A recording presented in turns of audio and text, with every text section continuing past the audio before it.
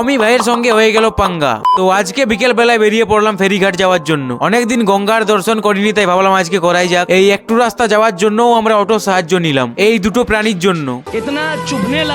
বিটি রোডের রাস্তা ক্রস করে আমরা ফেরিঘাটের রাস্তায় প্রবেশ করলাম এবং দীর্ঘ 3 মিনিট অপেক্ষা করার পর আমরা পৌঁছে গেলাম ফেরিঘাটে। ফেরিঘাটে এসে প্রথমেই দেখলাম গঙ্গার অপরূপ দৃশ্য, তারপরে দেখলাম বিশালে শাহরুখ খান হওয়ার প্রবণতা।